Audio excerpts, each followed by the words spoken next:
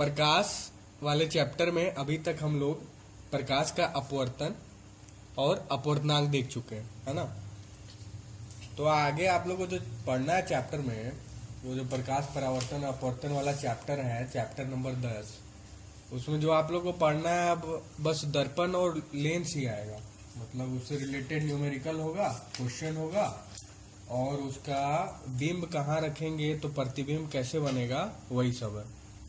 तो हमको लगा आप लोग को आइडिया होगा कि नहीं दर्पण और लेंस का, तो एक बार बता देते हैं। तो चलिए शुरू करते हैं। तो सबसे पहले हम गोलीय दर्पण के बारे में पढ़ते हैं, ठीक है। आप लोग को गोलीय दर्पण ही पढ़ना है। अब दर्पण क्या है, तो दर्पण क्या है ये समझने के लिए हम लोग सबसे पहले समतल दर्पण देखते हैं, ठीक है। समतल दर्पण से आप सभी परिचित हैं, रोज सुबह सब आईना देखता ही है, सुबह उठ के तो सबका आदत है आईना देखने का। तो जो आप लोग आईना देखते हैं ना, वही समतल दर्पण है। समतल दर्पण बोलने का मतलब है कि जो आप सरफेस देखते हैं, जिधर देखते हैं वो समतल है, सब साइड एक बराबर है, ना कहीं उठा हुआ है ना कहीं धंसा हुआ है, तो वो समतल दर्पण है। जैसे ये थोड़ा टूटा हुआ है, माइंड मत कीजिएगा, टूट गया था। तो देखिए ये क्या है, ये समतल दर्पण है। देखिए ये जो सरफेस है ये पूरा समतल है ना, इसीलिए इसको हम समतल दर्पण बोलते हैं। अब दर्पण का खासियत ये है कि इसका जो एक पृष्ठ है जिसपे हमारा इमेज बनता है वो तो ठीक है, उसमें कुछ नहीं होता है, मतलब वो शीशा ही होता है, वो कांच ही होता है।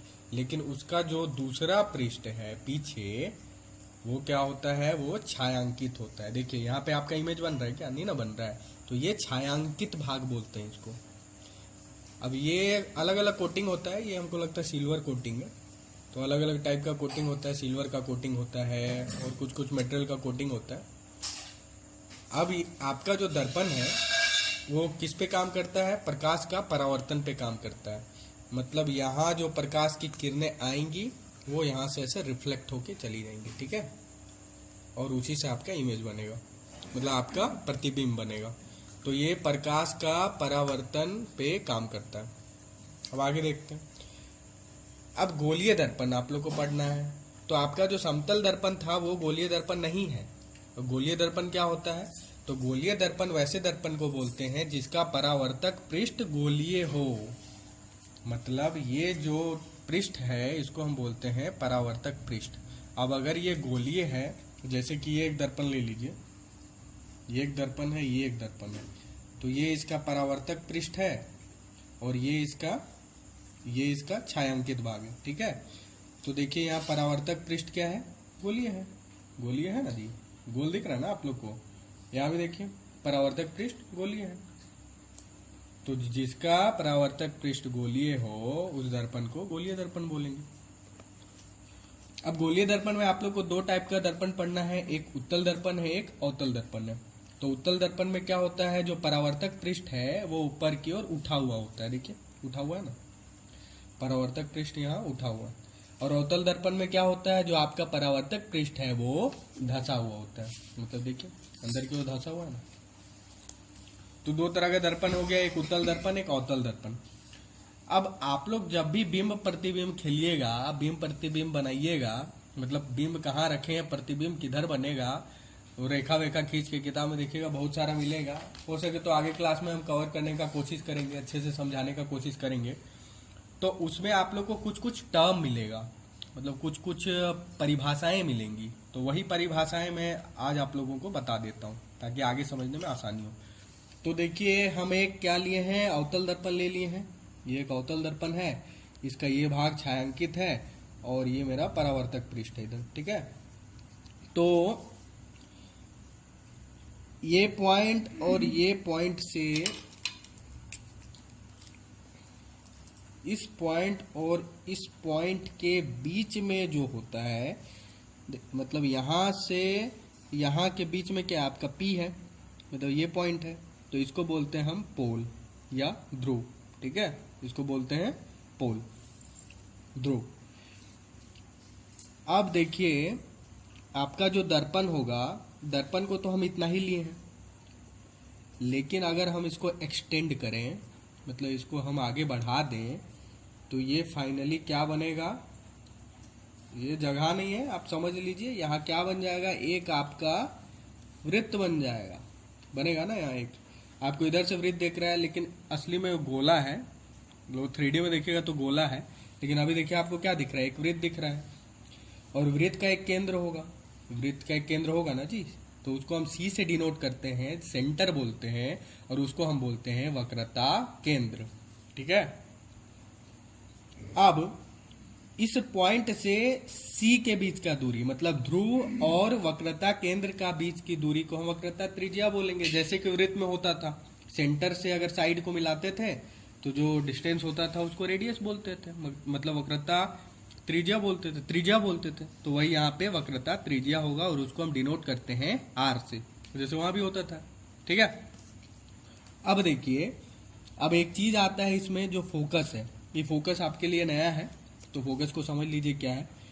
तो फोकस क्या होता है कि अगर आप इधर से अनंत से रे लाइएगा, ठीक है, प्रकाश की किरण लाइएगा, बहुत सारा किरण आएगा। मैं ये 2 ही बना रहा हूं, तो ये देखिए अनंत से 2 किरण आ रहा है। तो फाइनली ये जहां पे फोकस होगा, दर्पण से टकराने के बाद ये परावर्तित होगा ना। देखिए यहाँ टकराया और यहाँ पे परावर्तित हो गया। तो परावर्तित होके ये एक पॉइंट पे मिलेगा, उसी पॉइंट को हम बोलते हैं फोकस। ठीक है। तो ये दर्पण में परावर्तित होके हमको फोकस मिल रहा है, यही लेंस में हमको अपवर्तित होके मिलेगा, आगे हम देखेंगे। तो वो होता है फोकस। अब C और P को मिलाने वाला रेखा जो है, इसको अगर हम आगे बढ़ा देते हैं, मतलब ये जो पूरा रेखा है इसको हम बोलते हैं मुख्य अक्ष। अब मेरा जो वक्रता त्रिज्या है और फोकस है, ठीक है, एक चीज बता देता हूं पहले। मेरा जो पोल है और जो फोकस है, ये दोनों के बीच का जो दूरी होगा, यहाँ से यहाँ का दूरी होगा, उसको हम बोलेंगे फोकस दूरी, और उसको डिनोट करते हैं छोटा f से। एफ फोकस को बड़ा एफ से लिखते हैं और फोकस दूरी को छोटा एफ से लिखते हैं। ठीक है। अब यहाँ आप देखिए, आपको साफ दिख रहा होगा कि ये जो आपका वक्रता त्रिज्या है, ये जो यहाँ से यहाँ का दूरी है और ये जो यहाँ से यहाँ का दूरी है, तो यही दूरी को अगर हम 2 बार बढ़ा दें, देखिए एक दूरी यहाँ, एक दूरी यहाँ, तो फाइनली हमको आर मिल जाएगा।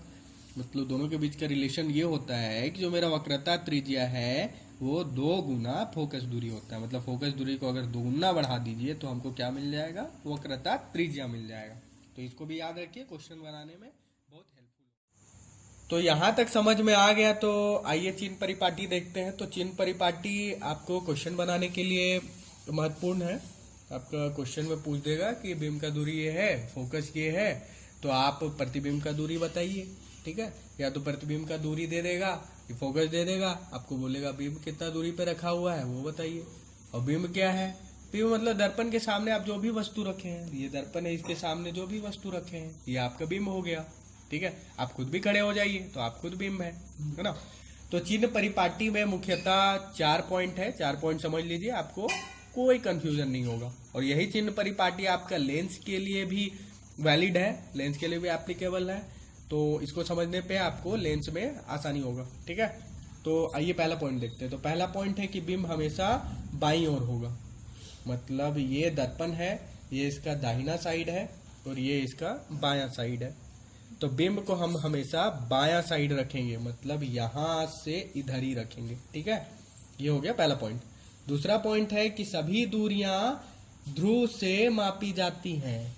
आपका ध्रुव कहाँ है, ये है ना, जिसको P से हम लिखते हैं।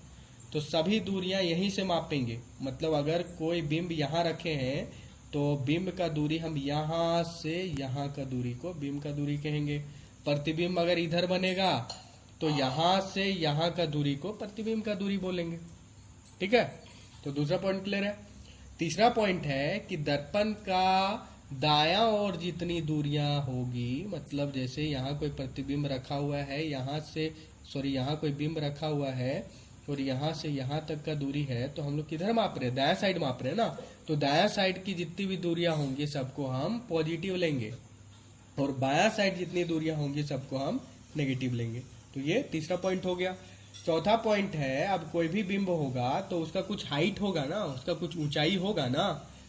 तो अगर बिंब को हम मुख्य अक्ष के ऊपर रखे हैं, मतलब उसकी हाइट इधर है, बिंब ऊपर की ओर है, तो उसको हम पॉजिटिव लिखेंगे, मतलब उसका हाइट को पॉजिटिव लिखेंगे। और अगर बिंब ऐसे रखा हुआ है, ऐसे उल्टा रखा हुआ है, मुख्य अक्ष के नीचे रखा हुआ है, तो इसका हाइट को हम नेगेटिव कंसीडर करेंगे। ठीक है, तो यहाँ चिन्ह परिपाटी खत्म होता है। आगे मैं गोलीय लेंस बता दूंगा। तो गोलीय दर्पण के बाद अब गोलीय लेंस पढ़ेंगे। तो दर्पण और लेंस में क्या अंतर है वो आप लोगों को पता होना चाहिए। तो दर्पण में क्या था कि एक पृष्ठ परावर्तक पृष्ठ होता था और दूसरा पृष्ठ छायांकित होता था, लेकिन लेंस में ऐसा नहीं होता है। जैसे मैं एक लेंस बनाया हूँ, इसको ध्यान से देखिए। तो एक पृष्ठ ये है, इसको हम पृष्ठ 1 बोल रहे हैं, और ये दूसरा पृष्ठ है, इसको हम बोल रहे हैं पृष्ठ 2। तो इसमें कोई भी पृष्ठ छायांकित नहीं है। ठीक है, और ये जो बीच में ये जो मीडियम है ना, ये है आपका पारदर्शी मीडियम। ठीक है, मतलब ये जो बीच वाला भाग है ये पारदर्शी होगा।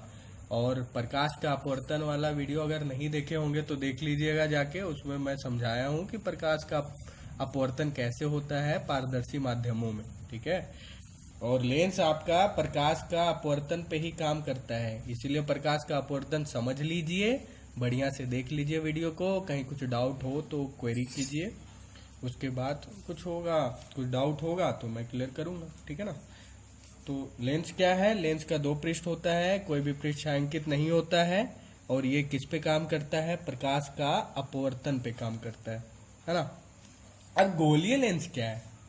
तो गोलीय लेंस है कि जिसका दोनों पृष्ठ, एक पृष्ठ ये है एक पृष्ठ ये है, तो दोनों पृष्ठ गोलीय हो। तो यहां आपको दिख रहा है दोनों पृष्ठ गोलीय, देखिए गोलीय है ना, ये फाइनली गोल तो हो जाएगा ना। तो ये गोलीय है, ये क्या है? ये भी गोलीय है। तो दोनों पृष्ठ गोलीय है, तो ये क्या हो गया? गोलीय लेंस हो गया। ठीक है, यही एक दूसरा लेंस ले लेते हैं, अपने से बना लिए। ठीक है, इसमें देखिए ये जो पृष्ठ है ये तो आपका गोलीय है, लेकिन ये नहीं है, ये तो समतल हो गया। तो ये गोलीय लेंस होगा क्या? नहीं होगा। गोलीय लेंस होने के लिए दोनों पृष्ठ आपका गोलीय होना चाहिए। ठीक है ना। तो यहां तक क्लियर है। तो आगे इसका टाइप के बारे में पढ़ते हैं कि आपको जो 2 टाइप का गोलीय लेंस पढ़ना है वो क्या क्या है। तो एक गोलीय लेंस है जिसमें दोनों पृष्ठ अंदर की ओर धंसा हुआ है, जैसे आपका अवतल दर्पण में होता था। इसको देख के आपको अवतल दर्पण याद आ रहा है? अवतल दर्पण में ऐसे पृष्ठ धंसा हुआ रहता था ना नीचे की ओर। वैसे ही अगर दोनों पृष्ठ नीचे की ओर धंसा हुआ हो और बीच का मीडियम, बीच का ये जो माध्यम है ये पारदर्शी हो, तो उसको हम कौन सा लेंस बोलेंगे? अवतल लेंस बोलेंगे। और वहीं अगर दोनों पृष्ठ आपका उभरा हुआ हो, देखिए ये ऊपर उठा हुआ है ना, ये भी ऊपर उठा हुआ है, जैसे कि आपका उत्तल दर्पण में होता था, जो परावर्तक पृष्ठ उठा हुआ होता था। यहाँ पे जो दोनों पृष्ठ है दोनों उठा हुआ होगा और बीच का माध्यम आपका पारदर्शी होगा। तो इसको किस टाइप का लेंस बोलेंगे? इसको हम बोलेंगे उत्तल लेंस। अब एक नाम और है, अवतल लेंस को आप अपसारी लेंस भी बोलते हैं और उत्तल लेंस को अभिसारी लेंस भी बोलते हैं। तो इसको भी दिमाग में रखिएगा क्यों बोलते हैं, आगे मैं बता दूंगा। तो आगे यहाँ आइए, यहाँ पे उससे रिलेटेड जो टर्म्स है, जैसे मैंने दर्पण में बताया था आपको, उसमें जाके देखिएगा, आपको वहां पे ध्रुव मिलेगा, फोकस मिलेगा, वक्रता केंद्र मिलेगा, वक्रता त्रिज्या मिलेगा, मुख्य अक्ष मिलेगा, यहाँ पे भी कुछ कुछ मिलेगा। देखिए क्या क्या मिलता है। तो मैं एक उत्तल लेंस बना लेता हूँ, ये आपका मुख्य अक्ष हो जाएगा। ये ना मुख्य अक्ष होता था, वहां जो मुख्य अक्ष का परिभाषा था, यहाँ भी मुख्य अक्ष का परिभाषा वही। तो ये मुख्य अक्ष है। अब एक डिफरेंस आता है कि वहां पे देखे होंगे एक P होता था जिसको हम ध्रुव बोलते थे, यहाँ पे उसके जगह पे O होता है जिसको हम बोलते हैं प्रकाशिक केंद्र। और ये कहाँ होता है? ये जो पृष्ठ है और ये जो पृष्ठ है दोनों के बीच में O होता है। ठीक है, इसको प्रकाशिक केंद्र बोलते हैं। फिर एक टर्म होता है फोकस, और फोकस का डेफिनेशन वही है कि अगर अनंत से रेखाएं आएंगी और फाइनली जहां पे जाके मिलेंगी, मतलब जहां पे जाके फोकस हो जाएंगे, उसको हम फोकस बोलेंगे। तो देखिए अनंत से रेखा आ रही है और प्रकाश का अपवर्तन पे काम करता है ना। तो प्रकाश का अपवर्तन में क्या होता था? एक से दूसरे माध्यम में प्रवेश करती थी और किरणें क्या होती थी, अपवर्तित हो जाती थी। तो अपवर्तन हो रहा है, देखिए अपवर्तन होके फाइनली एक पॉइंट पे फोकस कर रही हैं और इस पॉइंट को क्या बोलेंगे हम, फोकस। ठीक है। अब एक चीज है कि दर्पण में आपको एक ही फोकस मिलता था, ठीक है ना। यहां पे लेंस में आपको दो फोकस मिलेगा। दो फोकस क्यों मिलेगा, जैसे किरणें इधर से इधर आ रही है और यहाँ पे फोकस हो रही है, अगर प्रकाश का किरण मेरा इधर से आए, मतलब अगर हम वस्तु को इधर रख दें तो ये इधर से आएंगे और यहाँ पे फोकस हो जाएंगे। तो एक फोकस इधर भी तो हो सकता है ना, ठीक है। इसीलिए यहाँ पे दो फोकस होता है। पहला फोकस को F1 लिखते हैं इधर वाला को, और इधर वाला को F2 लिखते हैं। अब ये जो परावर्तक पृष्ठ है, सॉरी परावर्तक नहीं, अपवर्तक पृष्ठ है यहाँ पे। तो ये एक पृष्ठ है, ये गोले का भाग है, इसीलिए इसको गोलीय बोलते हैं, और ये गोले का भाग है।